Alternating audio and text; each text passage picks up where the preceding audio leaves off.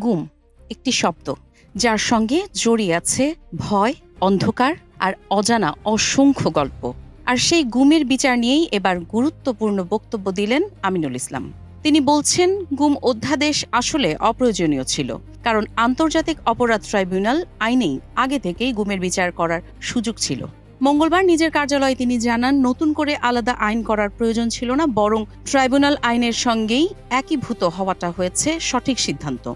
এদিকে জাতীয় সংসদে পাশ হয়েছে ইন্টারন্যাশনাল ক্রাইমস ট্রাইব্যুনালস সংশোধনী বিল ২০২৬, উত্থাপন করেন মোহাম্মদ আসাদুজ্জামান।